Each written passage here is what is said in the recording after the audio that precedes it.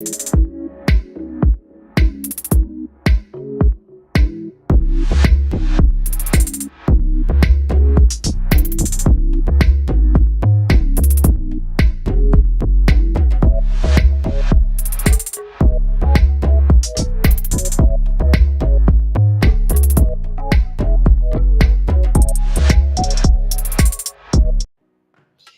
you guys, welcome. We haven't did a live in a minute. I am glad to finally have something to talk about at this point. So let me know first of all where you're here from. Who's in my chat? We're going to be talking about Married at First Sight San Diego season 15 and Love Island UK and US. And we're probably gonna knock them out first because I know when it comes to Married at First Sight San Diego, y'all got a lot to talk about, especially with everything that happened this week, right? And even with some stuff on USA version of Love Island. So we're gonna get started in a minute. I want to make sure some folks get in here. So if you are here, say hello and where you're from. Let me know who you are and where you're from. Um, yeah, it's been a crazy month, especially with Love Island UK. Hey Barbara, how are you? What are you here for? Are you here for San Diego or Love Island or the whole thing? Let me know. Welcome to the live.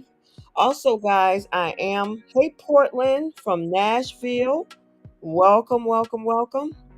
Also, you guys, I am on Instagram too. So, if you are on IG, I tend to post a lot of reels and stuff in my stories and even, regular posts over there of anything that I come across. Portland, you're from Mavs. Okay, cool. Cool. Hey Betty Carlson from Sun City, California. Welcome. Oh, you're a huge Mavs fan too. Okay, cool. I got a lot of Mavs people in here. Are all of you guys that's in here right now, are you guys from Mavs? Let me know. Put a one in the chat if you're all for the Mavs or if you're for the Love Island stuff. Because if you are all here for the Mavs, we can start with Married at First Sight first, and then we can dig in deep into, everything else with Love Island. Okay, Barbara says she's here for Mavs. Portland, we know that you're here for Mavs, and I see some other folks. Y'all hiding in the backgrounds. Come up and say hello, where you're from, and tell us what you're here for, or if you're here for everybody. What'd you forget to say, Betty? Okay, so you know what? Since a lot of you have spoken up on Married at First Sight San Diego, we can do Married at First Sight. Hey, Cheryl. Welcome. Okay, so let's do maps first then. All right, we're going to start with this couple right here, Miguel and Lindy.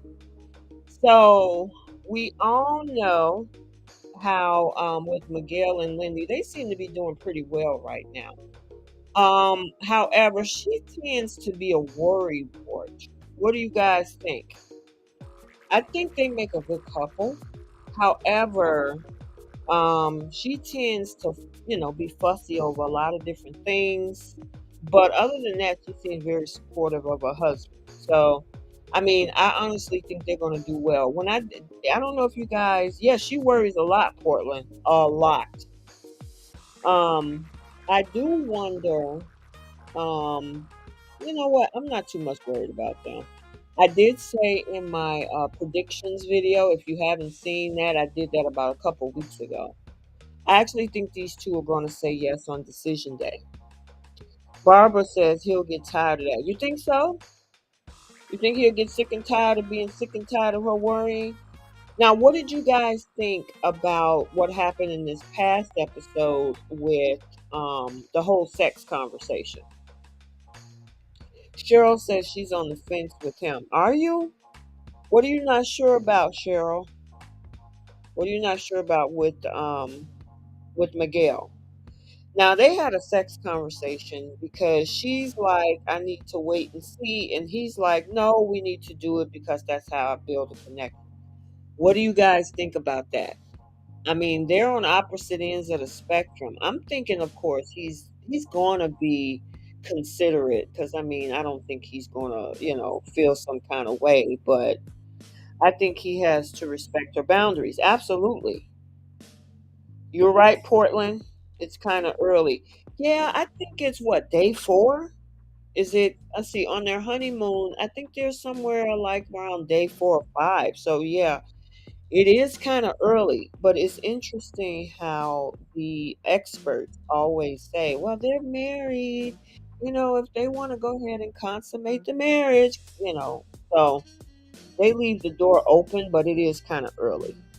He just want to test the waters. Yeah, that's possible, Barbara. Maybe he just want to test the waters just to see if, you know, but like Portland says, he's got to respect the boundaries. What did you guys think about the fact of her brother, though, and the whole thing with the religion? I don't think, well, I mean, I know that she's not practicing, right? She's not a practicing, I think it's a Seventh day Adventist or something. And, I don't know much about that particular religion, but I don't think she's practicing at this point. But at the same time, it looked like her family actually still kind of want to hold both of them to her history or her background or something. Portland says, yes, she was raised so strictly. I was raised Church of God in Christ. It's a lot. Yeah, yeah, yeah. I mean, it is interesting, especially because they're strangers, for the family to kind of put an expectation on him when it comes to religion, because he seems more agnostic, if anything. So, I'm not sure. I mean, it'll become a problem, I think, if Lindy allow it to become a problem where she's not setting boundaries with the family per se to say, hey, I'm not really doing it. We can't force my husband to have to believe what we believe or what we came from or whatever.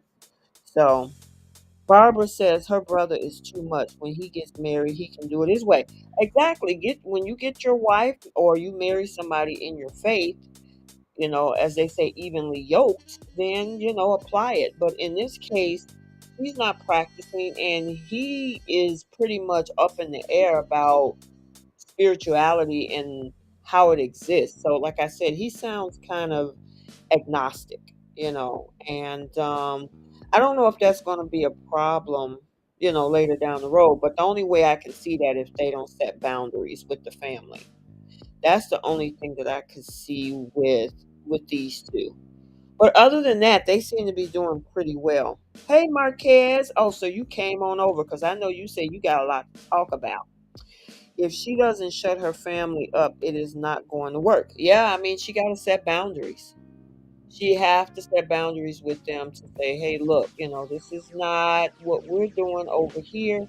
And it's still early. It's only been a week. My goodness. And it's interesting that that conversation had to happen like on the wedding night. I mean, granted, the conversation does need to happen between the two of them about children and religion, all of the core value conversations. But, the whole thing about, you know, the religion thing, I don't know if maybe production maybe pushed him to do it. Barbara says, I think they'll find a balance that works for them. Yeah, I think they will too. And hopefully the family respect that, respect that, and they create their own healthy balances within their own relationship. But other than that, I don't really see too much of a other big issue unless you guys see anything else with these two. They're doing pretty good, and the way that they're communicating with each other is pretty good too. I just think with her worrying, she kind of maybe needs to kind of relax a little bit and kind of chill out. You know, production has been messy and overly involved. Yes, they have. Yes, they have. Portland says she seemed immature. You think so? Well, maybe it has a lot to do with the fact of her being maybe sheltered as growing up or something. So she doesn't have a lot of worldly experience. You know, I don't know. I'm just guessing. But, maybe that's the case. I'm not sure. But I can see where you're coming from, Portland. Absolutely. It absolutely does. Yeah. That could have a big part of why she is seen as being immature because she's been sheltered pretty much most of probably her younger life. Now I think she's the one that got a lot of college debt too, right? So I think both of them are doctors, which he has an issue with the college debt a little bit because he doesn't want to have to pay, a lot of this stuff. But I mean, being a doctor, unless you got a bunch of grants and scholarships, that degree is going to cost you a lot of money. So I'm wondering if the whole, issues with her student debt is going to be a problem. Yeah, she has a lot of college debt. So I don't know, unless he wants to eventually help her. Maybe once they get their feet sunken in or whatever into the marriage, they get deeper into their relationship and he's more comfortable. Maybe he'll have no problem helping her pay all of that down. Marquez said that's the nerdy couple. You so funny. But yeah, they're both doctors. So he said as long as she makes her payments, he good. Yeah, that's the thing. I don't know how much debt she has, but it sounds like the way that is being shown on the show, sounds like she got a lot of debt. So as long as she make her payments, he's all good. Now, what happens if life happens and she can't make her payment? Then what? Is he going to help her pick up the slack? I guess that's a question that we will have. She don't sound like she wants to work much. Yeah, that's a problem though. You know what I'm saying? Because you got to pay those bills. And so if she's not working, how is she supposed to pay off the student debt? She's like 27 and he's in his 30s. Yeah, that's true. That is true. He's a little bit older. Um, I think both of them are ready for marriage, but of course they come with a little bit of stuff. The student debt, the family, situation. Um, but I don't know. I think they'll make it. I don't think it's going to be that big of an issue, but I think they'll make it in the end. I think they'll say yes on decision day and reunion. I think they'll still be together too. So he has had time to pay his debts, obviously, or unless he got scholarships or grants or something. So maybe that's, you know, you know what I'm saying? Maybe that's how he was able, if, he's done that. Portland, you said that they're boring. And Marquez said they were set up to be one of the good couples. Yeah, that's true. I agree with you. But you think they're boring? You want the drama, huh, Portland? Said bring on the drama. Well, let's talk about the drama. So let's talk about this couple. And this couple, a lot of people aren't happy with the husband, Mitch and Kristen. Now, look like, okay, so Kristen's history, she was engaged before, right? And then got almost up to the wedding day, and the guy bailed. And they took the honeymoon. She took all her friends on what was supposed to be their honeymoon. Yep. So, oh yes, I saw that. Yeah, Marquez, he wants her mom. Did you see his face light up when the mom came down the aisle? And then he asked, the officiant, is that my wife? And she was like, no, that's the bride's mother. Yeah, he got some issues. I mean, he's an environmentalist. Um, I don't know.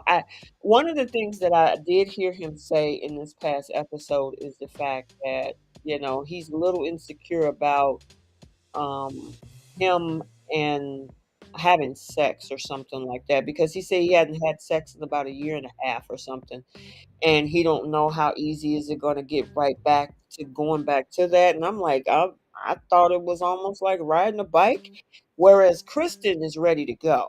Kristen is like, you ain't touching me, you ain't coming for me. What is going on?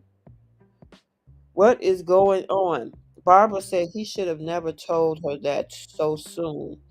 And then Marquez said she never got over that dude that cheated on her. Yeah, sometimes I wonder if production cast people knowing that they're going to have drama. The way that it looks, because again, I don't know these people, but from what we're seeing on camera, it looks like Mitch is very meticulous. I mean, and because he's an environmentalist, he doesn't want anything that's going to hurt the environment. So when they got ready to do that confetti popping, he was so totally against that. He's all about recycling and saving the oceans and not trashing the beaches and using paper straws instead of plastic, stuff like that. Yeah, I mean, he's very meticulous over everything. And what's interesting, because you know what, Barbara, and I think this is what you're referring to about he should have never told her that so soon. And correct me if I'm wrong, but I think that him being open about why, because she wanted to know, why don't I feel that you're giving me any type of sexual connection or energy? And he was pretty much upfront and honest by saying, you know what? I think you're attractive. I don't know if I'm attracted to you. I mean, so yeah, she took it in stride though. I mean, because we've seen horror stories on this show. We just came off of season 14 with Alyssa and Chris, and Alyssa was not attracted to Chris at all, and she went bananas about it. But this whole conversation, I'm thinking production was hoping that these two were going to implode, but I honestly think they handled that conversation very well. What I did not think was handled well is what happened after that conversation when they started drinking.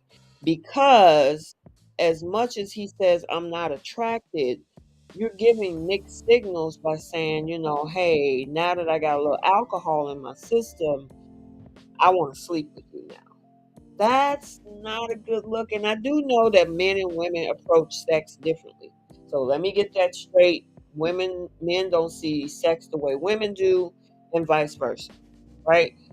But after you just told her I'm gonna need some time, I need to build up the attraction. Now all of a sudden, after alcohol, now you want to sleep with her. And then she put the brakes on that. She put the kibosh on that real quick. Let me see what's in these comments. They're trying to get the same ratings that they got from season 12, and they won't get that. I mean, they made millions off of the whole Chris and Paige drama. So I see where you're coming from with that. Portland said, I'm not a fan of the drama. It's their lives. Okay, gotcha. Gotcha. Barbara says she handled it very well. Yes, she did. Hey, Rebel, where you been, girl? Welcome back. Welcome back. Um, I can't with Mitch. Yeah, Mitch would probably drive somebody crazy. He has to be matched with somebody that is pretty much as environmentalist as he is, and a meticulous and a stickler for everything. And they have to be the stickler of the same type of thing. So if he don't like confetti poppers, she probably wouldn't like it either. Um, it has to be obviously whatever his level of attraction. Because here's the other thing. Let's back up a couple of episodes to their wedding. One of the things that really drove him crazy is the fact that she was all dressed up in a wedding dress, had all this makeup and stuff on, and it was getting on his nerves that she wasn't in a natural state. Now, I do understand that there are guys that want to see women with all the paint and made up and whatever. I get it. But this is a wedding. There's a wedding dress. People dress up for a wedding. He dressed up for a wedding. He had a tux on or a suit or whatever.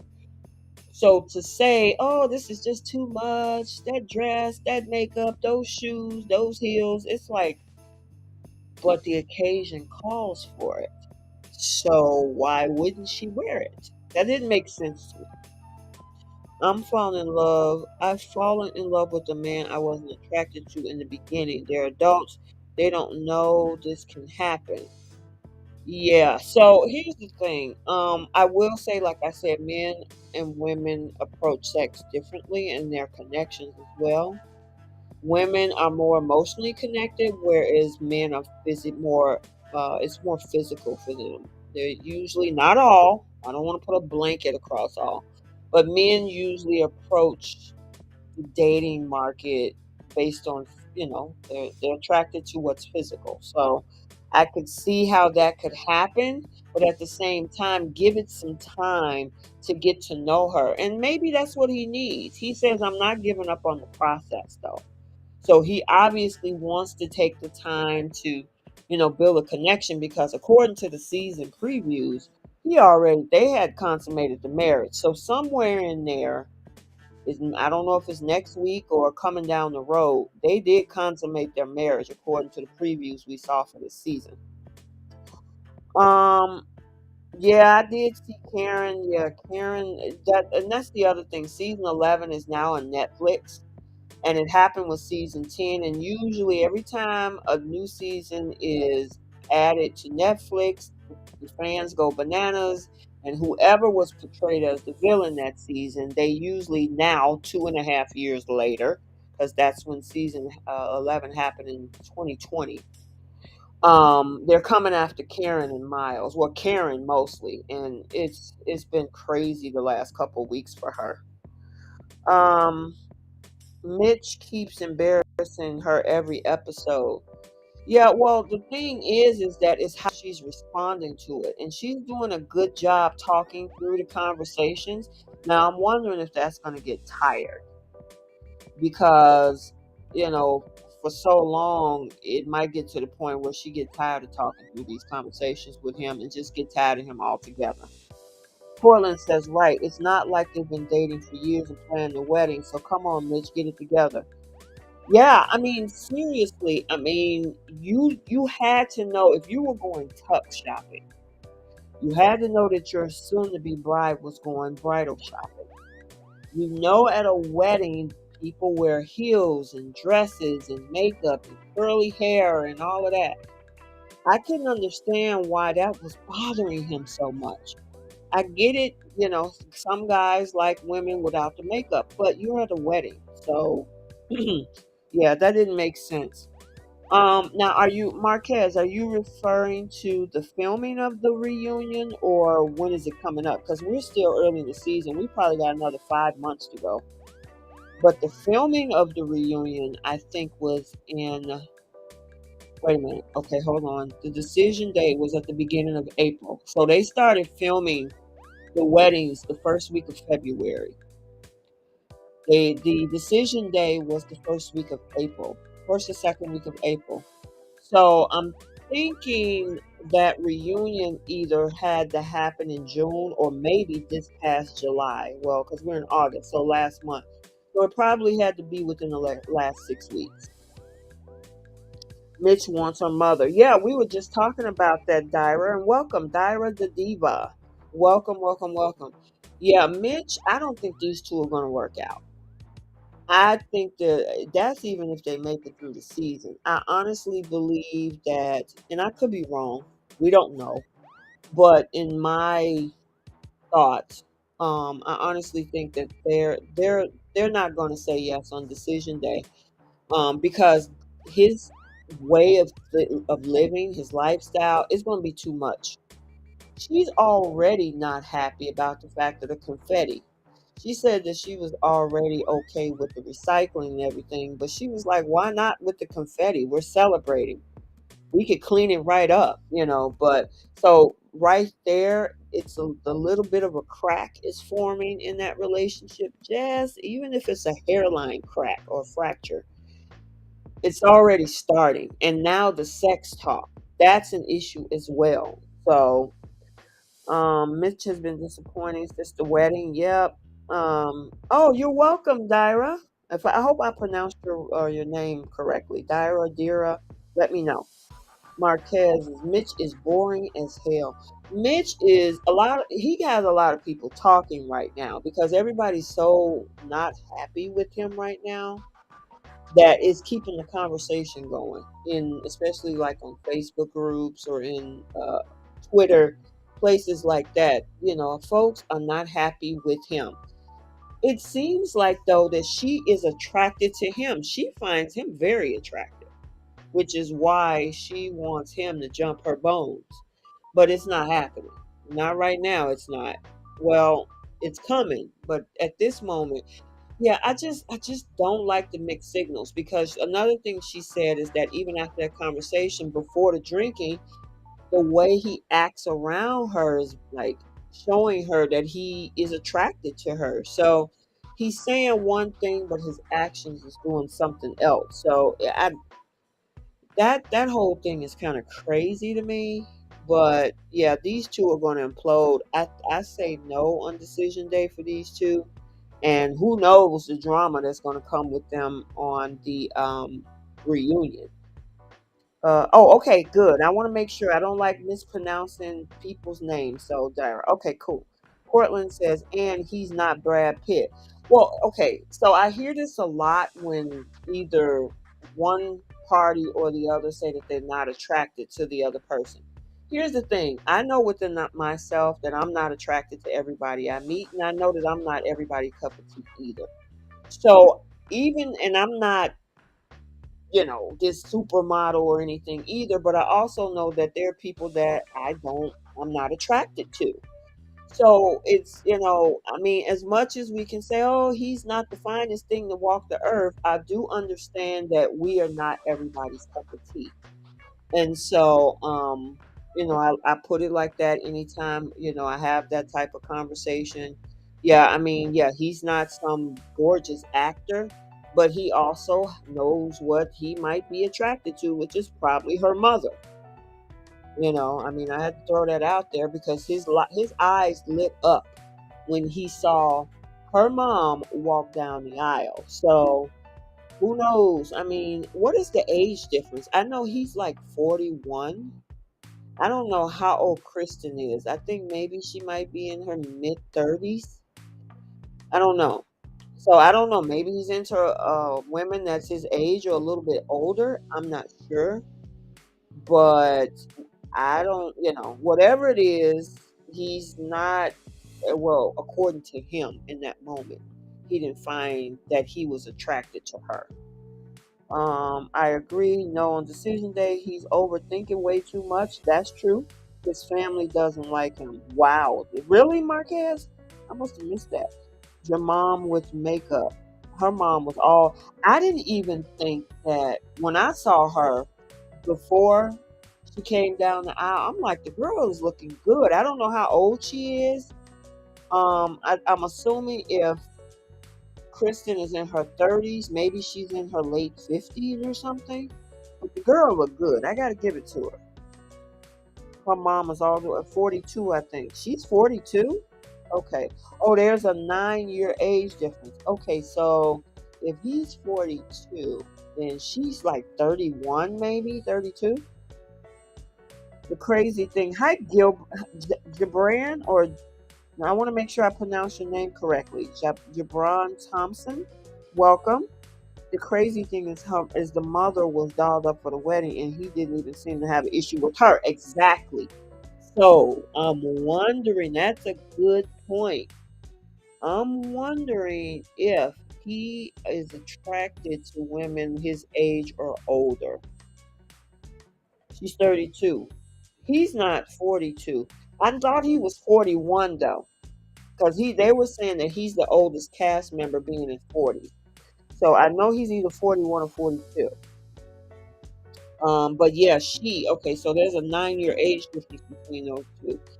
So, I mean, yeah, like I said, I honestly think that he's attracted to a different woman, somebody probably to look like his mom. I mean, her mom. Sorry, her mom. But whatever it is with Kristen, the only thing is we gotta wait and see because I want to see what leads up to the episode where they consummate the marriage. How did they arrive at that?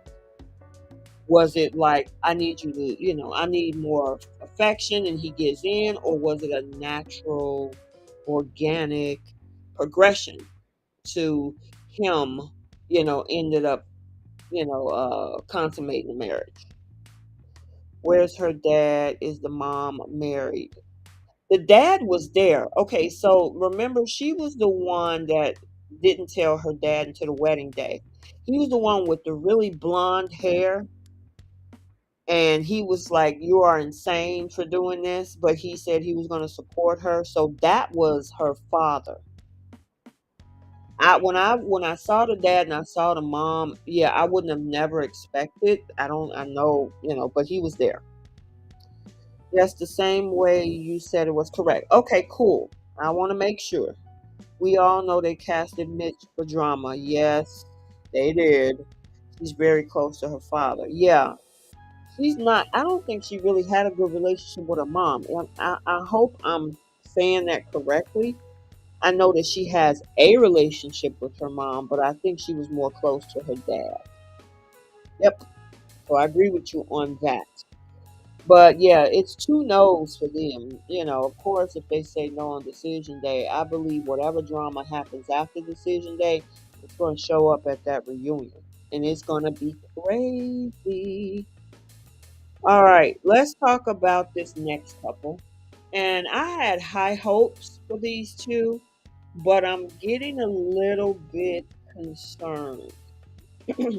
And that is Justin and Alexis. Now, Justin is he's very romantic. He's very attentive. He's very sensitive. And when you have somebody like Alexis who she don't like to deal with emotions, I think she says emotions tend to make her cringe a little bit, according to what we saw. That's going to be tough. That's going to be a tough one. Now, it looked like they did pretty well at the wedding. She absolutely Um, she originally said it's not somebody that she probably would have been originally attracted to, but she can see why the experts matched them. Plus, they were already matched on Hinge, which is a dating app, 4 months prior to them coming on the show. So, I don't know if they thought maybe the stars aligned where they were able to meet because of the proximity or whatever. Okay, so Marquez says she doesn't want him. The dating app told it all. Yeah, a lot of people are saying that, and I don't know if this is to be true because originally I first thought that, she was genuine, but a lot of people are saying that she's trying to get along, to go along to get along. I don't know. This whole thing with her yelling out about her celibacy, I can't with that one. That's a private conversation. That is a private conversation. I mean, granted, he was opening up to his wife, but to say that on, at the reception, then she got around the other couples this past weekend. I mean, this past episode, and she said it in front of them as well. It's like nobody really needs to know that. So I don't know if that was a forced issue by production because they keep bringing it up. And the other thing that a lot of people were concerned about is, how Justin talks about his manhood. Is that something that production, because knowing how this stuff worked behind the scenes, talking to different cast members from different shows, myself, a lot of this stuff is forced. Conversations, questions, things like that. I'm hoping that's the case with this because other than that, it's kind of inappropriate. It's very inappropriate. Okay, let's see what we got in these comments. Marquez says she is too non-emotional for him. Yeah, she doesn't like to dive deep into her emotions, and especially when he dropped the L bomb this past week. And he was like, I knew from the day I met you at the altar that I was gonna fall in love with you. It was too much for her to handle. She was making all kind of sounds like, oh my God, whatever that was. So I don't think she was ready for that. And it kind of looked like that was a red flag for her. Now, Justin seems like he knows what he wants, and I know some people were saying maybe he's in love with the idea of being loved, but when he expressed himself, he expressed the reason why. And one thing I do know about love is not just a feeling, love is a commitment. So it looks like he's committed to the process, and he looked like he wants to commit to trying to make the marriage work throughout this entire thing. So that's why, if he says, oh, I feel like stars and rainbows and butterflies, okay, he's getting the emotional part of it, but love is actually a commitment. Okay, let's see what we got here. That's exactly what she's thinking. She's not attracted to him. Barbara is right. Barbara Ray says tacky. Which part is tacky? The celibacy conversation or talking about his manhood? Jabron said it was said she ignored him on the app, but when they were matched at the wedding, she said maybe this is fate. Exactly. Marquez says she has no filter. No, she doesn't. Especially when it comes to celibacy. She's not emotional because she has mostly have guy friends. Yeah, she a lot I tend to dive into conversations in the comments, and because I try to hear what people have to say, and rule out all of the negativity. A lot of people are saying that, she's more in her masculine energy because she tends to hang around men. She got a lot of guy friends. So, sometimes some women, not, I don't know per se for her, sometimes women that hang a lot around a lot of guys, they tend to be seen as one of the guys. You know what I mean? So now you get with a man who is in touch with his emotions, that's going to be hard for her. Um, Justin always says that others always bring it up. So that's why that is the way he refers to it. And he actually said he was tired of being treated like a piece of meat. Yes, he did say that. I agree with that. Um, the thing is though, like he told, I think right when on the wedding night, he was talking to production about how hard he was. Then he talked in front of the group of people that was sitting, his other cast members, and he was talking about how hard he was. So, I think that, and then of course production is going to show that. So, yeah, I think that's what a lot of people were referring to. What the heck is going on? Now, who is Ruth L? We're talking Married at First Sight right now. So if you are Married at First Sight, San Diego season 5 on Lifetime, that's what we're talking about. Marquez said you can tell some dude done messed her over in the past. Yeah, yeah, which is why. But the thing is, she's been engaged 3 times. We can't forget about that. She's turned down 3 engagements. My question is why? And maybe after the season, when they start doing interviews and stuff like that, or maybe when one of the local bloggers from a online magazine, maybe they'll do something in regards to finding out why. But she had 3 engagements. 3. So the question is, what happened? Was she did say she had at the time she wasn't ready or something, but obviously she was in a relationship with guys who were, I'm assuming, ready, but she stayed in those relationships knowing that she wasn't ready. I don't know. We got to get more details on that. I'm curious about that. I agree with you, Marquez. I totally forgot about the guy friends. Yeah, they were all on the show talking to her about, this whole process and everything. I'm curious to find out what they thought of Justin when they found out, that she was getting married on the show and this was her husband. So, but like I said, they started off really strong. I think because, like I said, he dropped the L bomb, that really got her reeling at this point. She's a runner. We all can tell that she was ready to run from the last episode. Yeah, she did say that, didn't she? She said normally, if this was on the outside, she would have took off. So you are absolutely right about that one. She did say she was pretty much a runner. But do I think they'll say yes on decision day? Probably. Probably.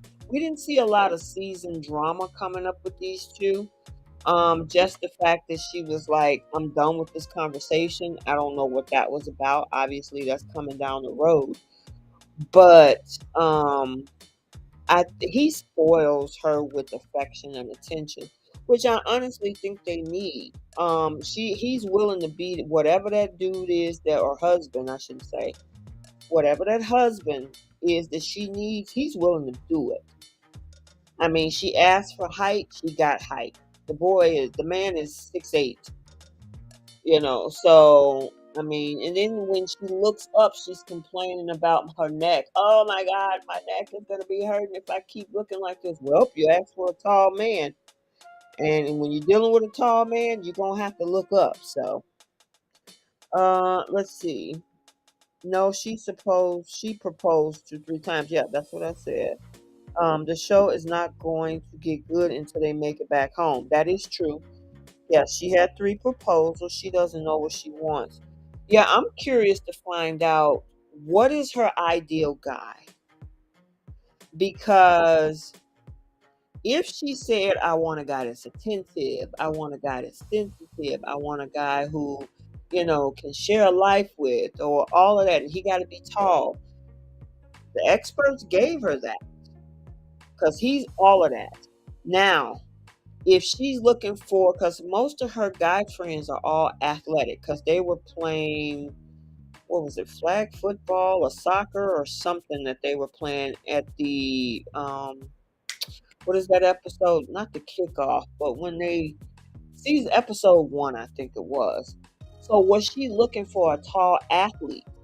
I'm wondering if that was she was looking for because, he's more of a, it seems like he's more of a creative. I could be wrong. He likes to sightsee, he likes to travel, he likes music. He's more of a creative, and maybe she was looking for an athlete. Production just picked anybody this season. You think so? But yeah, I know a lot of people had a lot to say about Justin before the season when the pictures came out. At the beginning of the season when they introduced him, and the thing is that it seems like everybody's beginning to warm up to him now, because he's being a good guy that he is for Alexis. Um, but I'm wondering if Alexis is looking for something different, and honestly, he's a sweet guy. It just seems like it. It's just so unfortunate that right now, for what we see, who knows? Alexis may be a warm up. She seemed like she was warmed up on the wedding night, or maybe she was caught up into the festivities. But it seems that, with him dropping the L bomb, I love you, I'm in love with you, I will be in love with you, I'm committed, I got you. That's usually, maybe it's too soon. I mean, this is the honeymoon. Things, they're in a honeymoon phase. So maybe she wants to see him when they go through some stuff and try to, when life happens, when they get back home. Because one thing she did say, she's like, as much as he can make me feel happy, he's also the other person, like the same person who can make me feel sad. So I don't know if she's expecting. I don't know. That was interesting. I can't wait till they get on these non-disclosure. Well, you're gonna be waiting for a while, Marquez. Jabron says sometimes people think they want something till they get it and they realize that they are not ready for what they initially felt they wanted when it comes to Alexis. I totally agree. There are a lot of people that say, I want this type of guy, or I want this type of girl, or I want this, and this. And when they get it, they don't know what to do with it because either they're so used to, whatever happened in their previous relationship, when they get that person that they want, because they're so used to that old stuff, they don't know what to do with the person that they actually have. And this man is probably given everything that she's asked for. Maybe it's not the way she expected. I honestly think she was expecting that tall athlete guy. And as sweet and great as a person Justin is, from what we've seen so far, he's not. Look at the volleyball game. He's not an athletic guy. I think he's more of a creative. That's what I think. She can't control her drinking either. Yeah, a lot of people was talking about that at that reception. It looks like she might have been a little tipsy, and because people were saying she was slurring a little bit. So I don't know. I don't know. I had high hopes for these two. I'm still, the jury's still out on them. I do think that they could say yes on decision day. They could say yes. But will they continue to stay there after the cameras go away? When life goes back to normal and the cameras go away, can she sustain his level of emotion and sensitivity? Okay, let's see. Jabron says that is what love is ultimately about. The person you love can get the closest to you. So in turn they make you the happiest yet and still hurt you the most. Well, here's the thing though, is that you have to be a happy person yourself because happiness comes and go. It's fluid, right? I mean, whether you at working a job, going to school, you can have a good day today, and tomorrow it's like, oh my God, what the heck is going on? So a person can add to your happiness, but actually make you 100% full of happiness. Part of that is your responsibility. So, if she's coming in the door with the idea of, you know what, this man might break my heart. This man might do this. This man might do that. Don't speak it into existence. Take it one day at a time.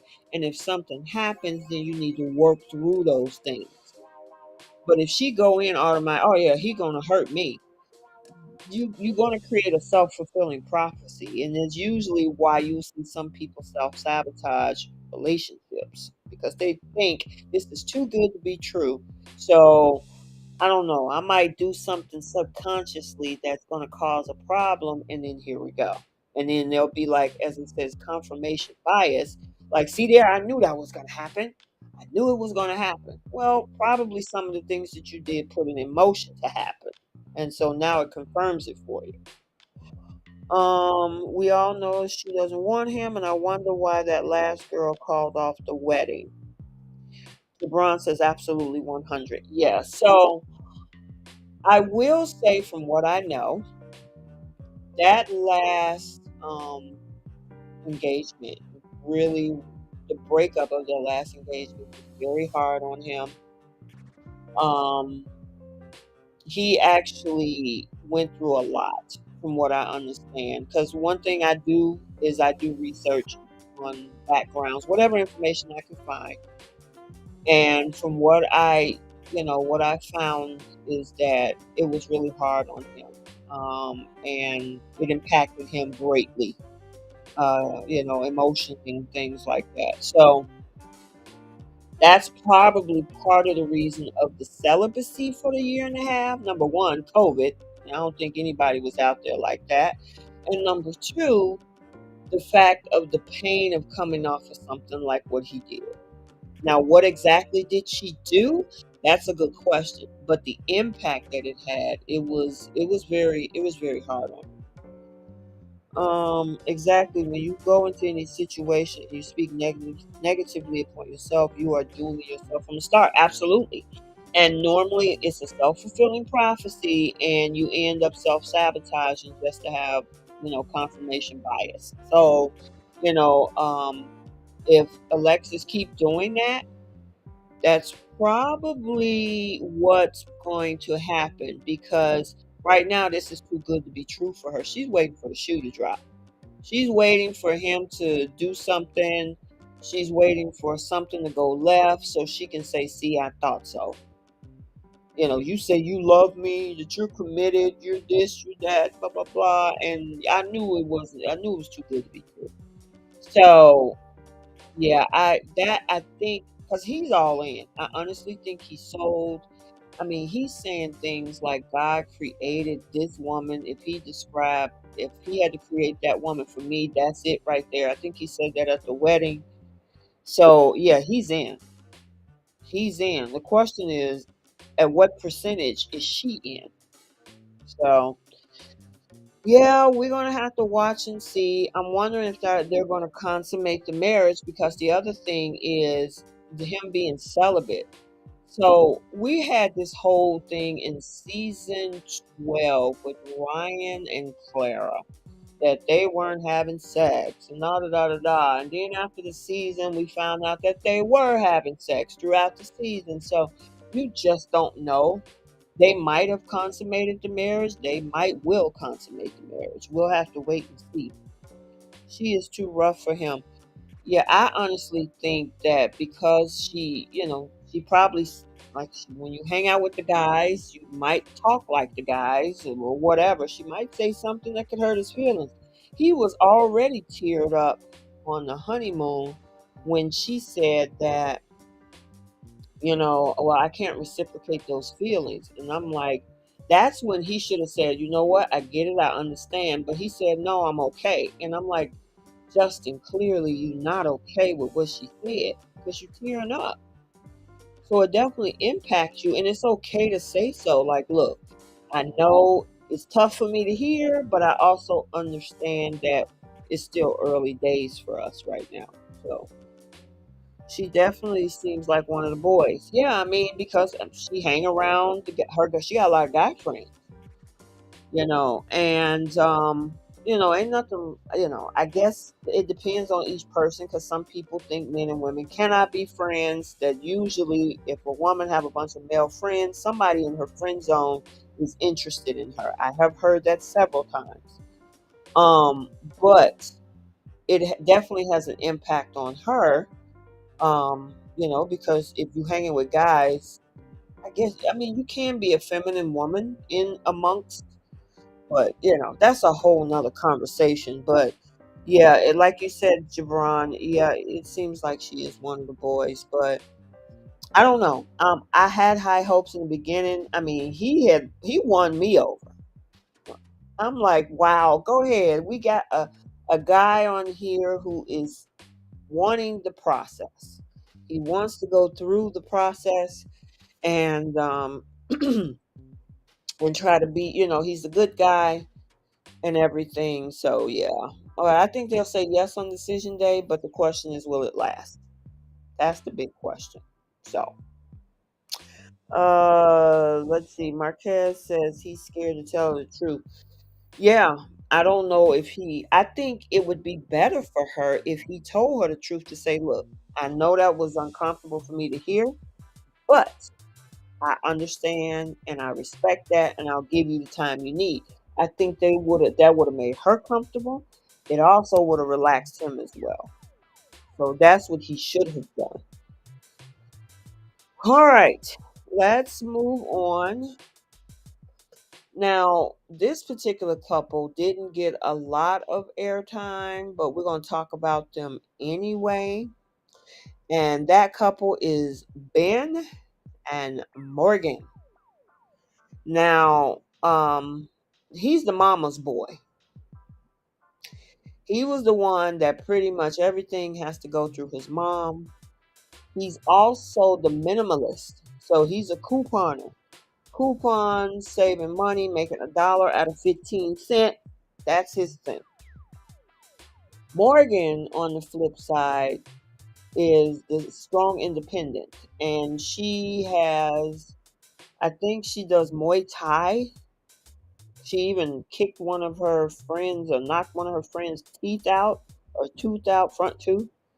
So I don't know what the experts was thinking about these two. Now I will say with Ben, I gotta give him some props for the fact that he told her, because of the whole COVID thing, that yeah, since we're running behind and missing or cutting into our honeymoon, I'll pay for a honeymoon wherever you want to go. Just let me know. On me. I thought that was pretty cool to make up. He tried his best to keep from getting sick, but obviously, he ended up with testing positive. On the flip side, I don't know if Morgan is a little bit too independent for him. Because one thing about marriage, you're interdependent, where you're working together, you're cooperating together, you're working together to move this marriage forward. So, I mean, can you have some level of independency in a marriage? Of course you can. I mean, you have your own things that you like, your hobbies, things that you do differently that may be opposite from your partner, and you have that separate time from each other. But primarily, interdependency is what marriage is supposed to be about. The marriage is already over. He is scared of her, and he is cheap, and she doesn't want any children. Oh, you talking about, yeah. So that's the other thing. He wants kids. His mama want kids. She don't want no kids. And she pretty much, I think she also was the type of person that want to travel and do stuff and go places and all this kind of stuff. And he don't want to spend no money. So yeah, it's like, to me, this reminds me of Brett and Olivia from season 11. Remember Brett and Olivia? So Brett was the guy he's an average guy with a small home, IT guy. And Olivia was the nurse practitioner who definitely made over six figures. And she pretty much wanted a travel buddy who can travel the world and do activities. And she wanted to spend the money that she makes. Whereas, Brett was like, no, we need to save money. Why are we spending money? So it's kind of like that dynamic where Ben is more of the minimalist, as you call it, Marquez cheap. And she's like, no, I want to do my own thing. So we can tell that this marriage will be over by next week when she's crying on the rock. This was a filler couple. We already know that. Really? What do you know about that, Marquez? What do you mean by a filler couple? You think they just slid them in? Yeah, I'm curious to find out what that was about because he told the business.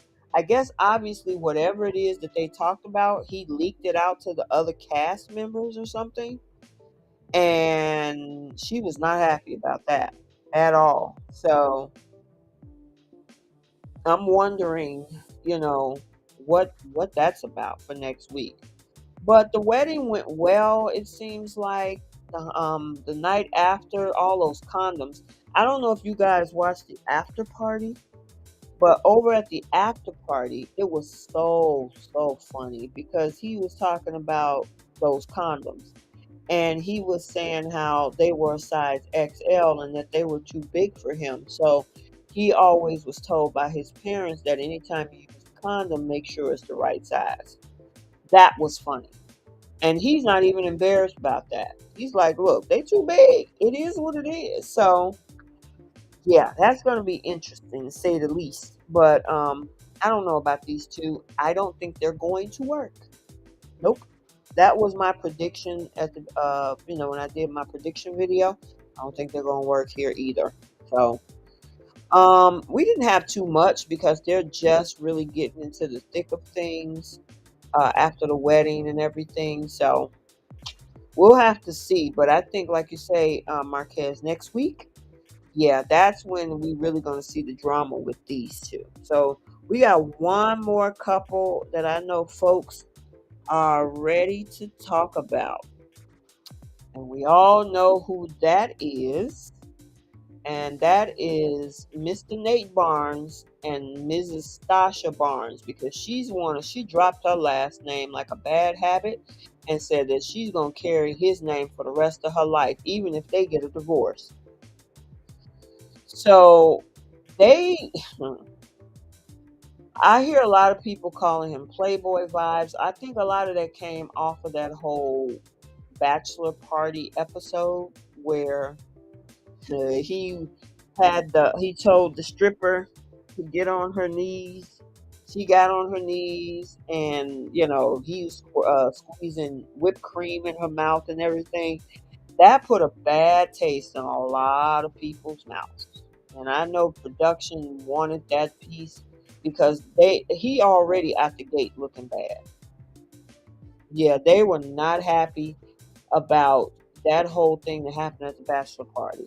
So, and as for Stasha, she's another one that was strong, independent, hard worker, college grad. But I guess her biggest thing is that she prioritized her career over children. So now she's 37 years old, and whoever she's married to, she also wants to have a child within a year. And I think Nate said that he wanted to wait 2 to 3 years because he is younger than her. He's like 35, I think. He's like either 34 or 35. So he's got a couple of years behind her. But the chemistry between these two are off the charts.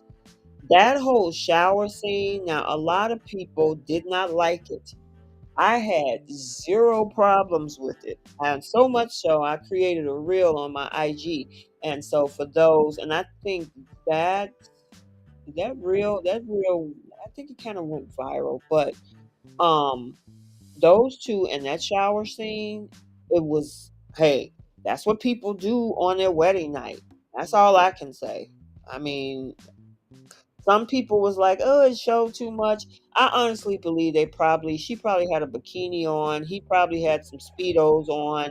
There's no way that they were butt naked in that shower with production cameras and microphones watching them.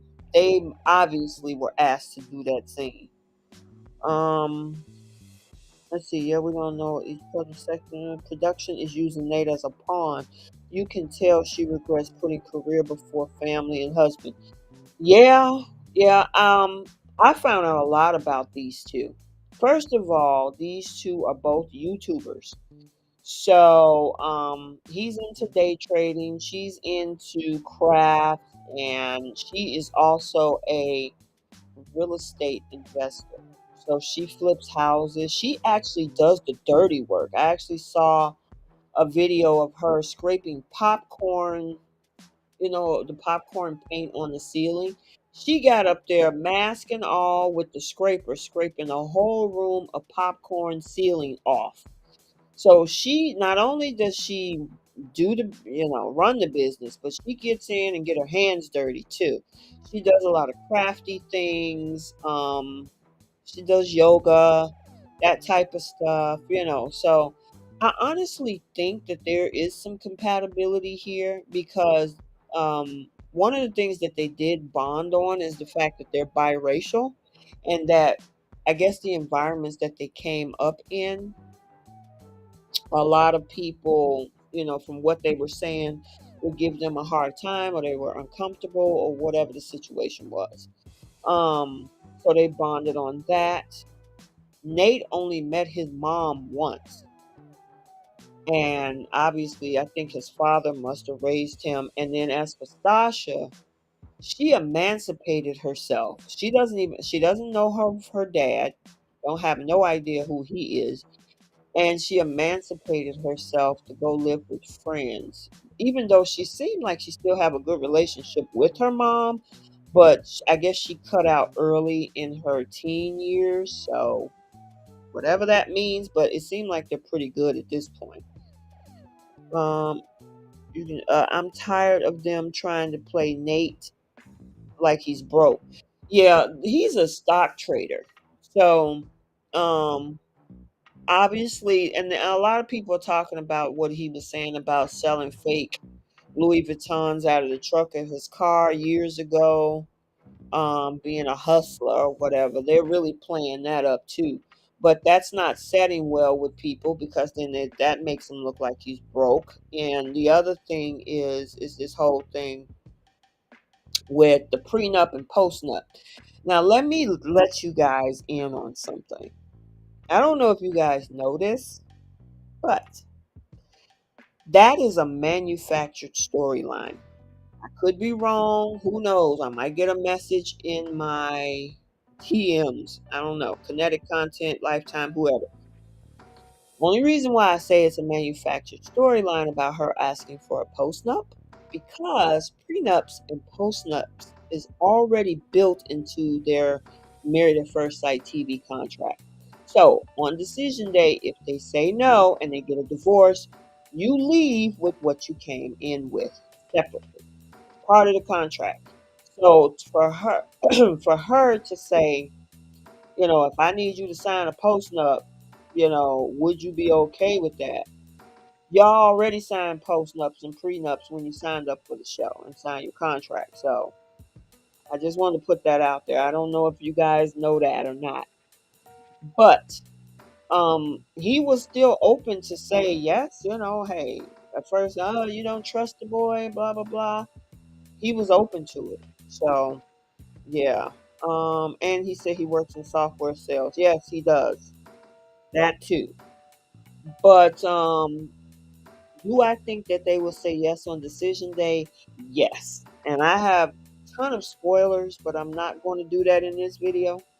I do think they will say yes on decision day. The question is, will they remain together after decision day? We'll see. But you know, a lot of people actually thought whether they need to do a DNA test to see if they're actually related because they look like they're related to each other. So when I first saw their pictures, I'm like, man, they look like they could be siblings. So, but clearly we do, I would hope maybe they would not put long lost siblings together.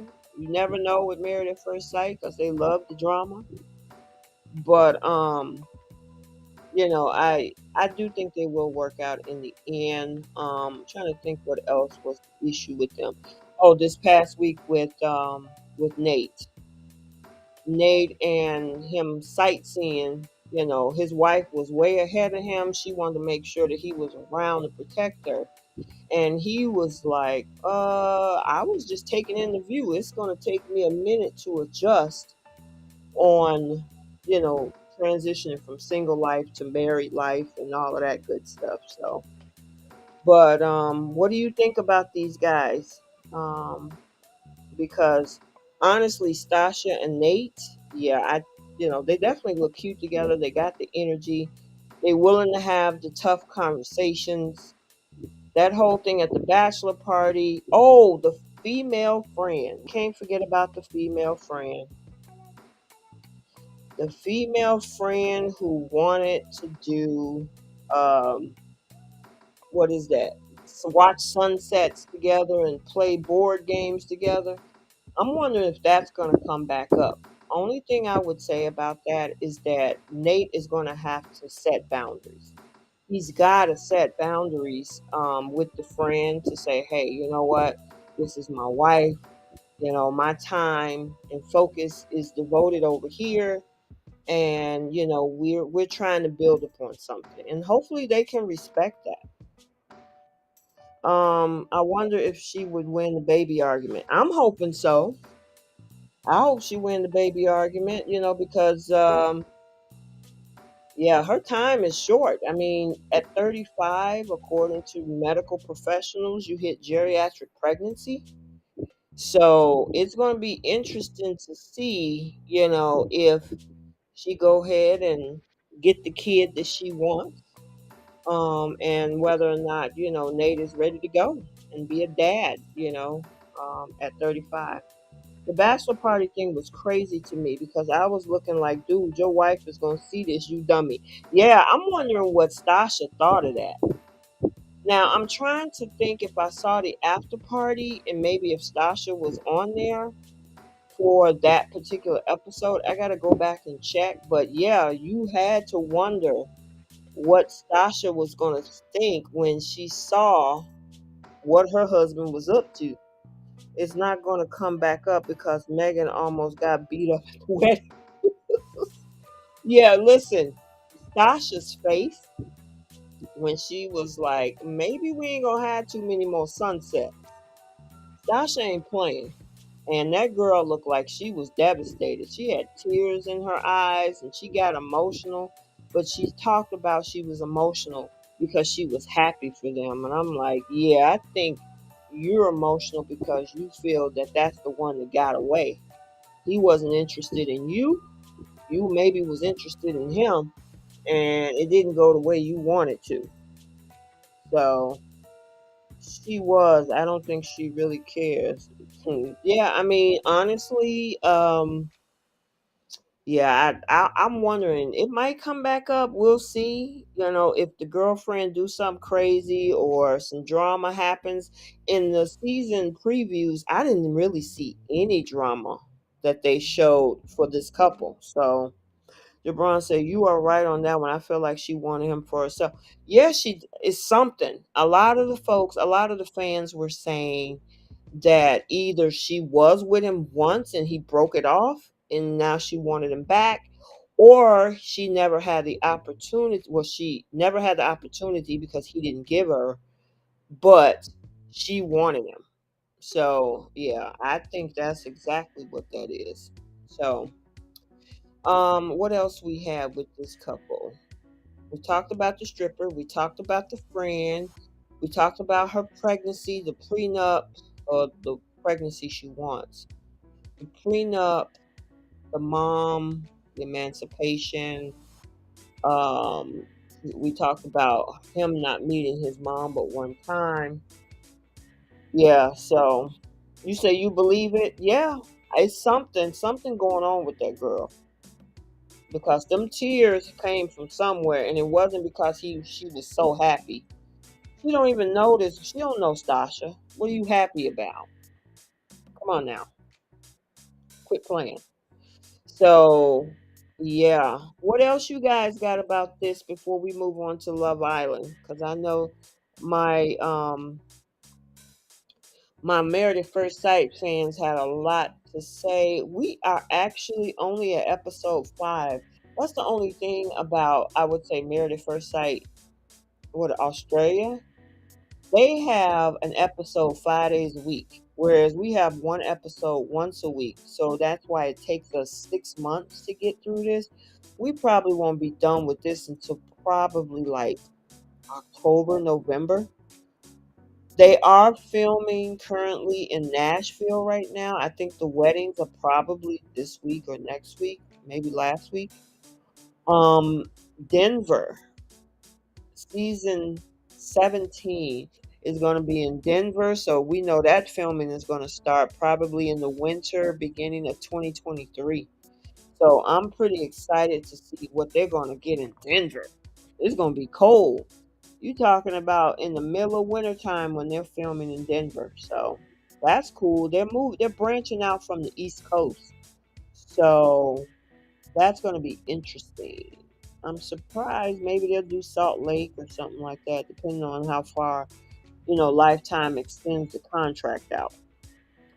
Marquez said, I wonder will she ever want to meet her father? Yeah, that's a good question. I'm wondering if she's ever. She says she don't even know who her father is. Did her mom even try to? Her mom, I would think, would know unless this was. And I don't know her. I don't want to cast anything bad or anything like that. But if this is not a Maury situation or something, I don't know. But for her not to even know who he is, that was interesting to me. This reunion is going to be good. I think so too. But yeah, I would think. she would want to know. I'm assuming because, of course we've seen her mom. I'm assuming that her dad might be, because I think um Lord, Nate, Nate's mother is Korean. They look similar. I'm wondering if maybe that's the situation with her father or something. I don't know. I could be wrong. You took the words right out of my mouth. Well, exactly. Maybe it's something like that. That she may. I don't know if the mom might know. I don't want to. I hate because I don't know these people. I try to watch what I say when it comes to cast members. But is it that type of situation where, if she don't even know, I would think her mom would know. Maybe tell her. Or, yeah, that's interesting. So maybe it's something like that.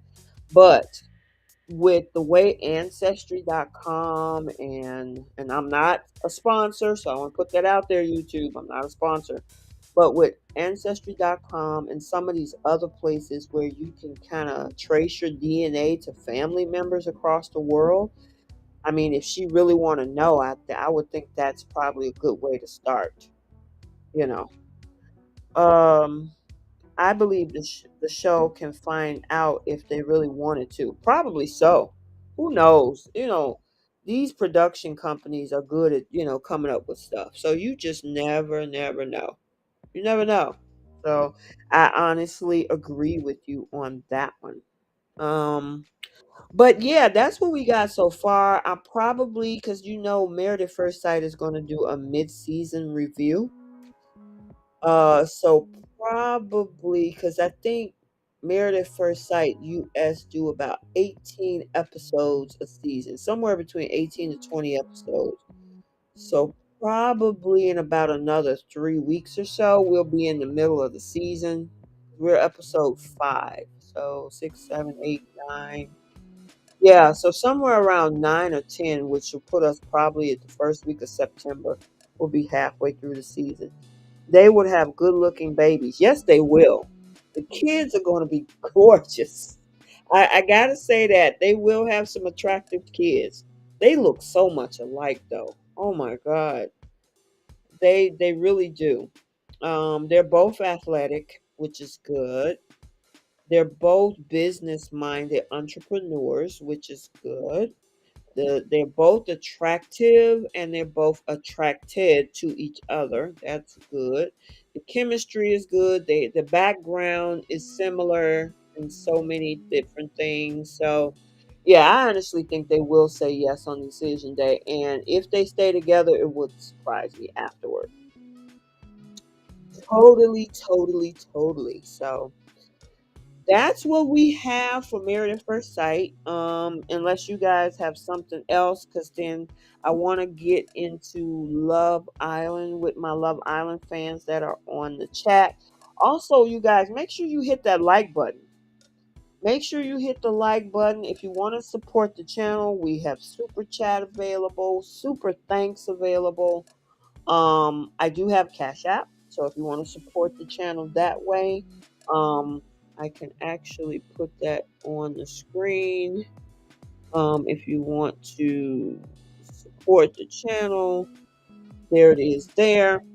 But yeah, that's what we have for Married at First Sight so far. We've only had 5 episodes, and let's see what you got. I feel like the show said the same thing. Hey, these two look alike, so let's match them.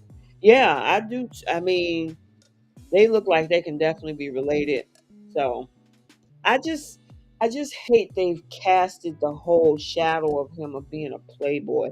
There are a lot of people that don't like him because of that whole bachelor party thing, and it sucked. I was like, no, no, no, no, no. So I don't think he's going to be the villain this season. I think Mitch is going to be portrayed as the villain this season. Um,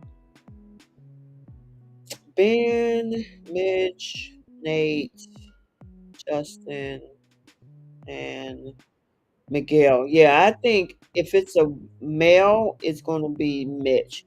A female villain this season, I really don't see one. Alyssa was last season, so Um, I will DM you later. Oh, I got something I want to ask you. Okay, yeah, DM me later. No problem, Marquez.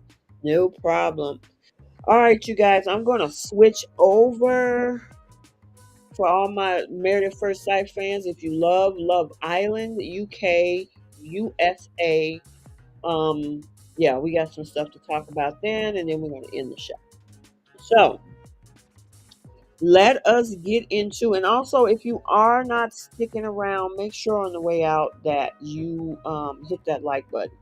When you hit the like button, it's free. You support us over here by showing YouTube that, hey, we like their content. So, hit that like button. Make sure you do. But if you stick around, let's go ahead and we're going to talk about right quickly because the reunion of Married at First Sight, Married at First Sight, Love Island UK is tomorrow. They did the filming on Thursday for the reunion. So the actual airing of it is tomorrow. So stay tuned for that. I will be doing a recap on that tomorrow as well. But as for what we have, let's just go ahead and start with our final four because they had 34 cast members on that entire show. Everybody from Coco to Summer to, of course, we know Dami and India and Davide and Ekansu and Gemma and Luca and Tasha and Andrew and Paige and what is her guy name? Lord. Um, he was on season 4. Forgot that guy's name. Anyway, and all of the other cast members that came through Casa Amor, the people that were eliminated, all of those folks. So let me go to. Let's start with Jim and Luca. Now, I will say, oh, thank you so much, and you subscribe. Thank you, thank you. Yes, they do go back and forth with the female villain and the male villain. So yes, and thank you so much. Stay tuned for all of the recaps too. I appreciate you. Also, share my channel if you know anybody, Jabron, who enjoys romantic reality TV. I don't do Big Brother or The Challenge or any of that stuff. I'm only into the dating shows and marriage shows. So yeah, share my channel. Okay, so with Gemma and Luca, I would say a lot of people had issues with Luca because they felt that he was being mean to some of the people in the villa, especially when it came to Tasha, him and Dami, because we all know what Tasha was doing early on, and Andrew was feeling like a mug. He was not happy, and obviously Luca and Dami was trying to look out for their friend, because Tasha, yeah, when a guy came in, she was all in. When it didn't work out, she was back at Andrew. Another guy came in, she was all over there. When the guy that came out, she was back on Andrew, and Andrew stuck around for it. He was very, very open for it. But in regards to Luca and Gemma, these two coasted through the entire season. He didn't turn his head during Casa. She didn't turn her head during Casa. They didn't even have any drama until the end of the season. And I think it came off of that game that they did, and how because he would get kind of jealous, especially when it came to Adam. That's his name. Paige's guy is Adam. When she licked his chest at that last challenge, Luca was pissed. Luca was like, "Oh no, you didn't." Luca was like, "How you gonna come over here and we in the middle of a challenge and you gonna lick his chest?" She didn't see it as a big deal because she was just, I guess, teasing. But I know for a guy, I don't. Guys tend to be kind of territorial, and he wasn't feeling the fact that that's what she was doing. And that's when they start having a lot of drama. I will say that they were the runner up So they had the finale last week.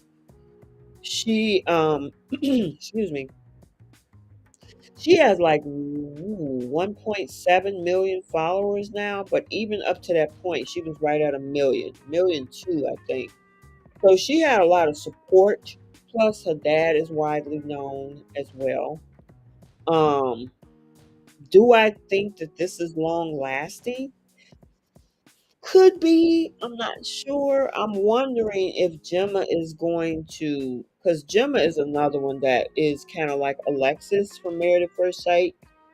Her emotions are she regulates them very well. She's not an emotional person. However, what happens when they're at a party, a guy wants to take a picture or a signature, is Luca going to get jealous? Now that's the storyline, the way it's portrayed. Who knows? But that's the only way that I could see that it might not work, if he is easily jealous. But I didn't know if they were. When I did a poll, because I did a poll on my channel, and they came either third or fourth in my poll as who do you vote that was going to win, Love Island. But yeah, I don't know if this will go anywhere with these two, but I think they're cute together.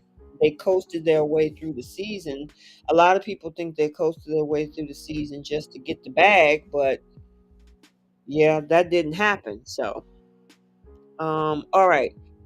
Let us go on. We're going to keep it moving because I know we've been on this live a good hour and a half. So let's talk about, since we were talking about them, we're going to talk about our fourth place winners, which was Tasha and Andrew. Like I said, Tasha, I don't know, somewhere it clicked after Casa that, she needed to kind of, go ahead and seal the deal with Andrew. He stuck around. He was loyal. I mean, he had his moments because he did pick, was that Coco? I think it was Coco. To couple up with. And then she came back with another dude herself. Who was that guy? I forgot. It was so much going on in the last 2 weeks. But ultimately they ended up together. I, obviously they have a connection. They couldn't deny with each other, but it was rough for a long time, especially at the beginning of the season, because Tasha was like up and down. It was like a roller coaster. And as much as his friends, meaning Dami and Luca, were trying to tell him, he stuck in there. He quickly got away from it at Casa, and then when she came back, you know, they were back at it again. She's an emotional person. I do remember that as much as well, because she cried a lot, especially when she ended up in the bottom, facing elimination. That was a huge issue for her. But people were saying, "What are we seeing that I mean, what is the public seeing that we're not seeing?" Yeah, we were seeing a lot, because she was, I think she came back with Billy. And, one bedroom scene that she was rubbing on his chest and she was trying to make a decision that she would be missing out on a lot if, she went back with Andrew and not stayed with him. Yeah, so it was crazy. It was crazy, but at the end, they ended up in fourth place, which the public, it doesn't surprise me because she had a lot of issues with the public most of the season, with the voting, that is. So, yeah, I can see why they were in fourth place. But they look lovey-dovey afterwards. I saw some pictures of everybody headed to the reunion on Thursday, and so, everything looked pretty good between them. We'll see how long they stay together. A lot of these couples from Love Island, they might do a good, what, 6 months, maybe a year, and then it's over. So we'll have to see. There was some drama at that reunion though between Coco and Summer. If you haven't seen the video that I posted, I kind of got the details behind that.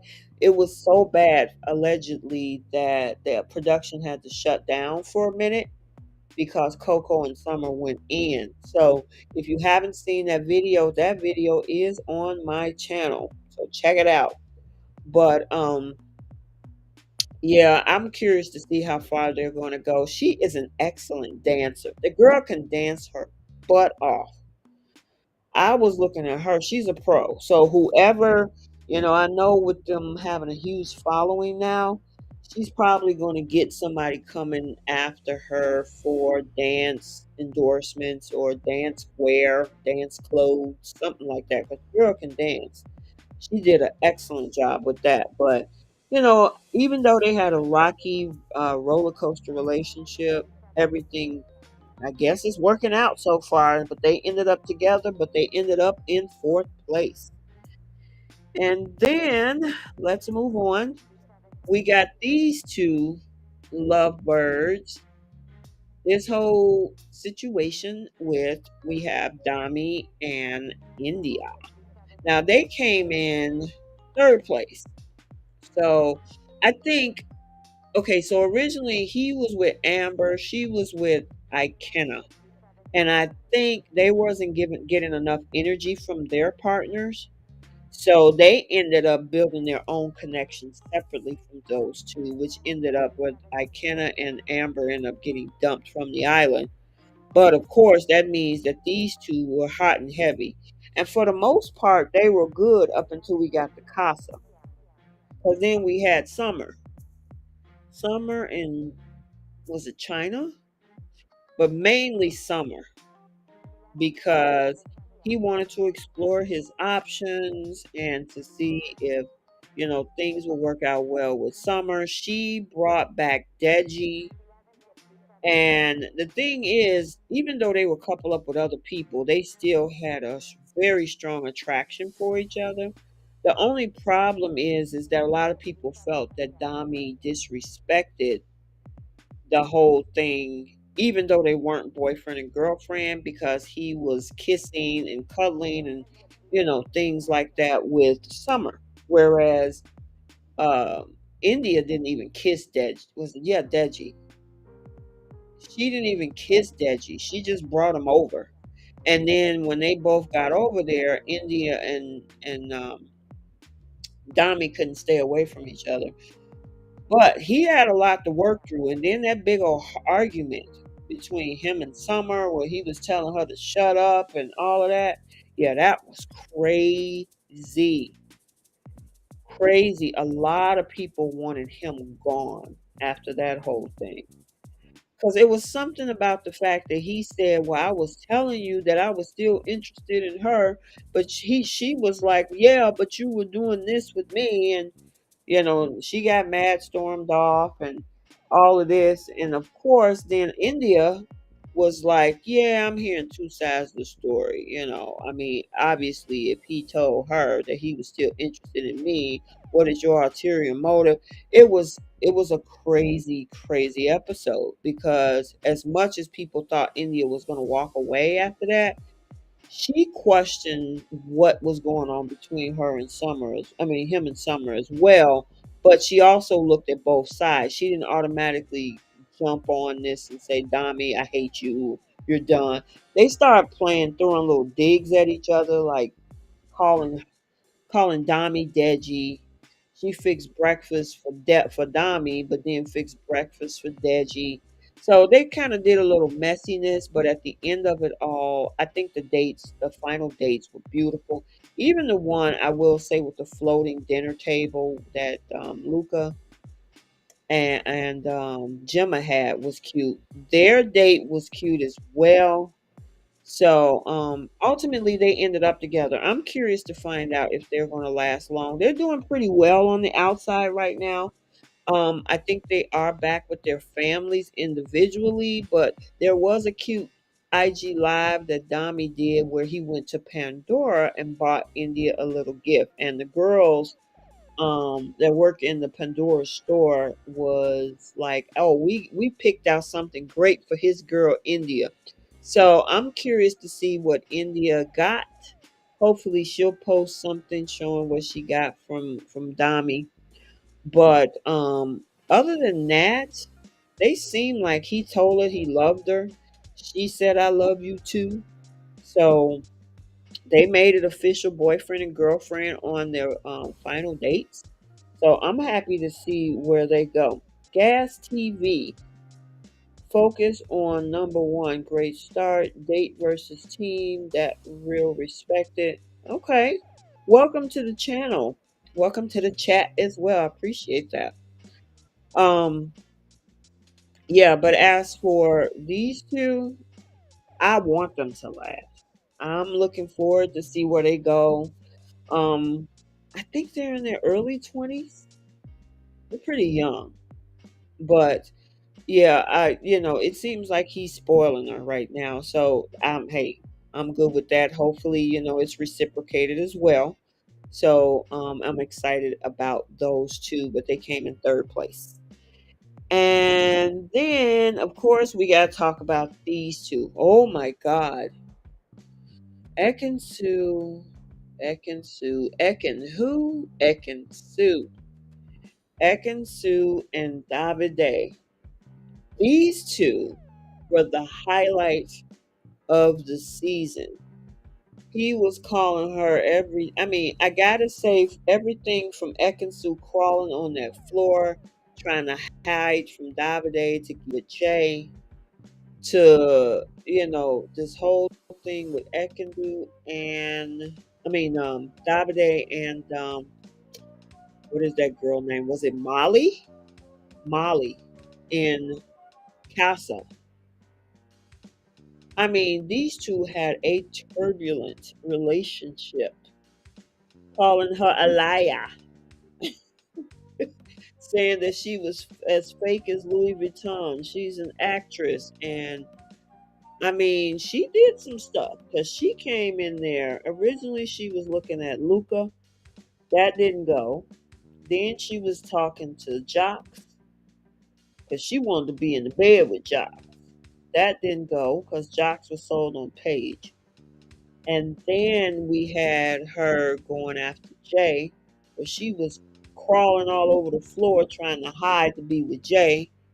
Jay was swooned, but there was this gravitational pull between her and Davide. So much so that after Casa, she was done. She was working her way to make amends to Davide. And even though he was guarded, that man was guarded throughout the rest of the season. He didn't trust her.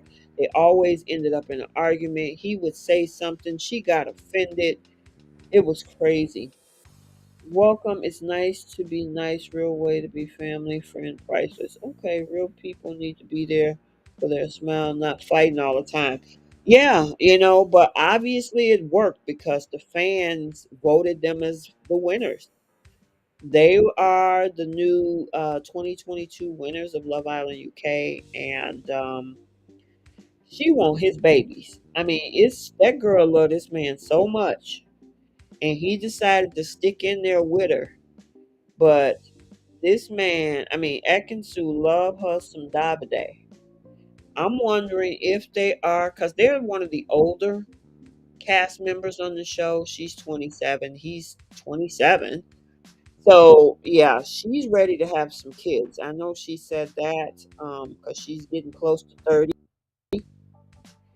And yeah, she's excited about seeing where this could go with Davide and if they can have some kids in the future. I'm hoping that this works out. Now, I know she is an actress, so this is definitely going to boost up her career. Her Instagram following is at 2.5 million followers, and Davide is at 1.7 or 1.5. They're up there. So it definitely, if they have outside media careers, this definitely was a booster for that. But if they, hopefully they were actually genuinely here for love, that they can actually make this happen and, be a great couple for the future at this point. Daisy, 99 Problems, On the Run, Girls, I Want to Have Fun. Yep. But, yeah, honestly, I'm looking forward to see where they're, where these two can go at this point. Do I think they'll last? It's possible, but that infighting, that up and down roller coaster, is she gonna turn her head on the outside? Is he gonna continue to have his guard up? That remains to be seen. I understand that they look real cozy at the reunion that we'll see tomorrow, so I'm looking forward to that. Looking forward to that. All right, so that's our UK couples. So now we're going to move to this last part, which is our USA couples. So I'm just going to deal with the couples that we have right now. We're going to talk about Zimmy, Zeta, and Timmy. Now, these two have had it. Oh my God, it's been crazy. And mostly on the part of Timmy because, Timmy, when Bria came in, he had an interest in both girls, but I think that his interest with Zeta is a lot stronger. Um, that whole Bria situation, oh my God, that was so crazy. Because Bria picked him, right? Bria picked him, and with that being said, being that Bria picked him, he he didn't have an option. He had to go be in that couple. He was open to exploring it, but at the same time, he was also one of those people that had a gravitational pull to Zeta. I like these two together. I hope that they make it through Casa More together. Casa More is next week.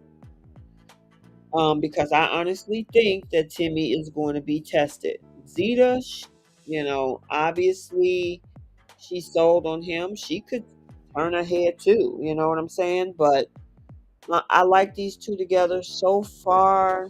People wanted him out once he, was kissing Bria, kissing Zeta, and but Zeta didn't give up on him. Zeta, like, I know what I'm here for. I'm gonna fight for this. This is Love Island. It's about exploring connections. Okay, you explored your connection. It's time to go. Let's keep it moving. But so far, they're good at this moment. We'll have to see. So much so they were sneaking out, sleeping in the day bed together, and all of that stuff. So, we'll see what happened with those two. Keeping it moving because I know this has been long enough. I don't see a connection with this couple. I honestly think that this person is not 100% in with this per other with his who he's coupled up with, and that is Deb and Jesse. Only reason why I say that because I know he gave an explanation about why, but I also saw him with Serenity. Him and Serenity were fire. How he picked that girl up and kissed her, and now he barely wants to actually, show affection. So I know he can do it. He did it in that challenge. I know he can do it with whoever he wants to be with. I don't think Deb is that person though. I mean, that's just my thoughts. But I don't think Deb is maybe he's not 100%. It seems like he's slowly getting there, but yeah, I don't see it there yet. So unfortunately, I don't know if that's going to last. We got Casa coming up next week, so we'll see. We will see. Um, Next up, of course, is let's see, we have who, Courtney and Bryce. This is a new couple. She was originally with Andy, who left, who was the mama's boy. But she ended up with Bryce, and he actually looks like the other guy that she coupled up with. What is his name? I forgot his name just that fast. But the guy that was coupled up with Serenity at first. Then she coupled up with him, and then now he's gone because Bryce ended up choosing Courtney. I like these two together. I think that he's willing to put in the work. She is compatible based on the fact that they're into business and stuff like that. He has a business as well. I mean, we've only got to see what the last maybe 2, 3 episodes with these two. They didn't get a lot of airtime this week. So, I'm not sure whether or not, how far they're going to get, but so far they seem to be compatible. You know what I mean? But other than that, we'll have to wait and see on those two. Let's talk about Isaiah and Sydney. Now, Isaiah dropped that L bomb, kind of like how Justin, if you watched the Married at First Sight, he dropped the L word. I love you. And I'm like, dude, don't you think it's a little bit too soon? Now, I think he's not genuine with what he said because then he gets with the two girls, Naja and Kat, and was like, I'm open. I'm open to exploring options. And so much so that even though um, he did pick Sydney at the last recoupling. Yeah, I just honestly think that he is going to fail at Casa.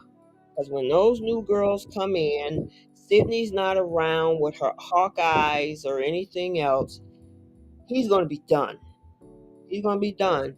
And it's so unfortunate because Sydney really likes him. So I'm curious to find out what his next move is going to be. You know, honestly, honestly, with this whole situation, it's just I feel bad for her. I really do because Sydney really likes him. B Fly Nick. Hey girl. Um you like them Damia? I love them too. I really do. I hope they stay together. But as for Isaiah and Sydney, the two of them, I just think it's a it's a wrap. I don't think they're going to get past Casa because even if it's not Naja, because Naja wants him, she wants him really bad. We saw in the previous episode that happened yesterday. That girl was in tears over that man, even though that Naja is coupled up with Jeff. Poor Jeff. Jeff can't catch a break. I honestly think he would have did well with Bria, but then Bria got kicked out. We already knew that. But Naja wants Isaiah, and I can guarantee you that the Casa girls coming in are probably going to want to come for him. So I don't think this is going to last. I think these two are going to be a wrap after Casa. Um, Speaking of Jeff and Naja is, like I said, interested in Isaiah. Jeff is interested in Naja. Jeff was also interested in Bria. Bria's time got cut short, so that ended that. Now, I gotta say, Jeff sounds like he's always spitting game, but when he don't get a connection, he look like he's devastated. So it's like, looks like in so many words, he is here looking for a connection because this man has had his heart broken several times since he's been there. It's just not working for him. And hopefully, he gets a connection to come out of Casa because Naja don't want him. And he found that out clearly from that challenge or the truth or dare yesterday when Naja did a three-way kiss with Kat and Isaiah. So yeah, this is about to implode. They're on borrowed time. They're not gonna last. I honestly think Bria got cut too soon, but of course, Zeta want her man back. And I think he's a better fit with Zeta anyway, meaning Timmy. But yeah, these two are not gonna last. She's only been there a day or so, so that's we don't have a lot from them yet, except the fact that she wants to be with Isaiah. Then we gotta talk about this couple, Kat and Chaz. Oh my God, Chaz got a lot of heat. Now I gotta say, and I said this in my recap, that Serenity was not 100% interested in Chaz. And he picked up on that. He realized that everything he was doing for Serenity was not being reciprocated. And a lot of people were saying that as much as they don't want to see Serenity go because she probably could have had a connection from Casa, the men had the power. And so Chaz had to make a decision. That decision includes trying to figure out what was going to happen with Kat or continue to be in a relationship where it's not being, or a coupling where it's not being reciprocated with Serenity. And that speech threw the entire world off. That whole speech sounded just like Serenity, but he ended up talking about, come on, Cat. I was floored. I'm like, well, wait a minute. And I think he actually did that. Like, Serenity said that he was savage. That was a savage move because he built her up to make her think that she was about to be chosen and then turn around and pulled the rug from up under her and chose Cat. She went from being on this high, thinking that she was still in the villa, to being at an all-time low when he dropped that bombshell. I was floored. Dira says Kit Kat used him to get in the villa. Now he's going to be on the same flight. Yep, pretty much. Because Kat don't want him. Kat told him, because he was like, what's the deal breaker? Kat was like somebody that moved too fast too soon. She don't want a nice guy. She want her independence. That's not Chaz. Chaz like to give attention. She don't want that, and she wants something else, and it's not him. But that's on him. But I guess he had to pick. I don't know. I mean, should he had picked the lesser of two? Because do you pick Kat, who wants to just get in the villa, or do you pick Serenity, who really don't reciprocate the interest that you've given? So it sucks. He ended up choosing Kat, and I mean Casa is coming up, so I have a feeling. Well, she wants to. Well, I have a feeling that she's going to want to come. She's going to want to come back with somebody from Casa. Question is Chaz going to pick up on the fact that she's not that interested and pick up somebody from Casa? That might happen. But yeah, I did not want to see Serenity go. I honestly think Serenity should have been with Jesse. You know, I don't think Maddie should be here. I think Maddie should have went with Andy. When they decided to keep Timmy, they should have let both Maddie and Andy go because they had a. Why would you split that couple up?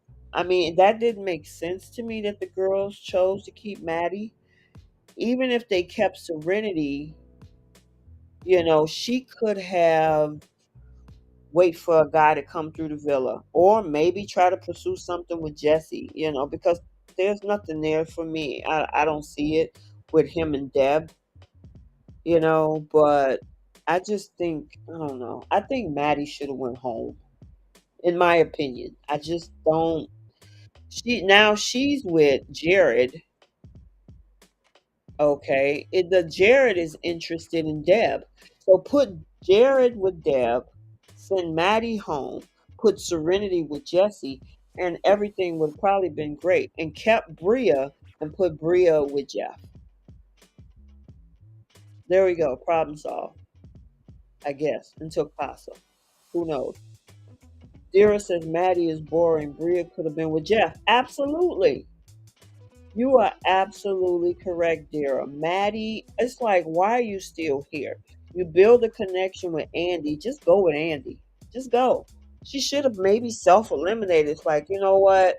I don't know the rules, of whether or not they can self eliminate unless it's like how Jax did, because that was an extenuating circumstance. But I mean, honestly, they should have sent her home.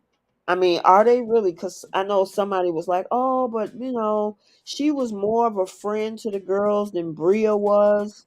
Okay, this is not Friendship Island. This is Love Island. Who has a better connection? Keep Bria. Put Bria with Jeff. That chemistry when he kissed her on the way out, I was like, "Oh yeah, there's some passion in that kiss between her and Jeff." Now Jeff is floundering at this point. I'm hoping that he gets somebody in Casa because Naja ain't it. Um, Deb ain't leaving Jesse. Jesse don't want love. He's for the money. You think so? You don't think he's there for the right reasons? It's possible. These people, some of them come in there for the clout, to get their Instagrams and stuff up. That's possible. But I just don't see the connection with him and Deb. I just don't. And the fact that she got to beg for affection for him when you clearly saw what he can give when he did that whole challenge with Serenity, he picked that girl up like he did. I know Deb had to be looking like, why didn't you do that with me? That's because there's not the connection is not deep enough. That's why. Yeah, you said me either. Yeah, yeah. They that coupling need to break up. They really do. Um, the only solid couple, which I'm surprised, maybe I'm wrong. I mean, we're at episode 16, going into 17. I'm like, dang, aren't we too soon for Casa? Because when they said we got Casa more week, I'm like, what? Already? We only have one couple that could really be tested, and that is Zimmy. Everybody else is weak. Isaiah is on the fence. All the other couples are new. I mean, Maddie, Maddie and Jared is new. Deb and Jesse are not strong. Isaiah and Sydney is weak. Um, who else we got? Courtney and what's that guy name? Not Jared. Oh my God. Yeah, I've been on here too long. But none of those couples are strong enough like we had in Love Island UK. By the time they got to Casa, you can really have a test. Only couple that we really tested is Zimmy. So I don't know if it's just me, but I'm like, is Casa this soon? I don't know. But yeah, I'm only thing I guess I'm concerned in Casa is whether Zeta and Timmy is going to stay true to each other, because they've had their hideaway and everything, and so yeah, I'm wondering if they're going to make it through. But everybody else is their couplings are not strong at all. So we'll have to see. But I hate to see Serenity go. I hated to see Bria go. Bria should have stayed with Jeff. Serenity could have been with Jesse. Like I said, send Maddie home with Andy. Tyler wasn't interested in Serenity either. Now she was interested in Tyler, but Tyler wasn't 100% with her. With to me, that's just my opinion. I'm trying to think of anybody else that came and went. And that other guy that kind of looked like Will from Love Island US last season. I forgot his name. He was the guy that was coupled up with Courtney. They did well, but obviously, he got eliminated. So we'll have to see. At first, I thought the season was going pretty slow. It started to heat up and get really good in the last, I would say, week or so. But we will have to see what happens in Casa. So, all right, you guys, I'm going to end the show right here. Thank you all for supporting the channel, the chat. Thank you for all your comments. Make sure you hit the like button on the way out. Share the channel. This will be also on the channel as well for people who want to playback. But stay tuned for the Married at First Sight. For Love Island UK reunion is tomorrow. Casa Amor for Love Island US is this coming week. And then we got episode 6 of Married at First Sight this coming Wednesday. So stay tuned for that. For those fans on my channel, I am going to do the Ready to Love episode number 2 for season 7 tomorrow. So stay tuned for that as well. So I hope you enjoyed the show. I enjoyed chatting with you guys today. I'm going to go grab a bite to eat, and I hope you enjoy the rest of your weekend. And stay tuned for all of the videos. And please take a second to make sure you're subscribed to this channel. And don't forget to like and share. We'll see you in the next video. Bye.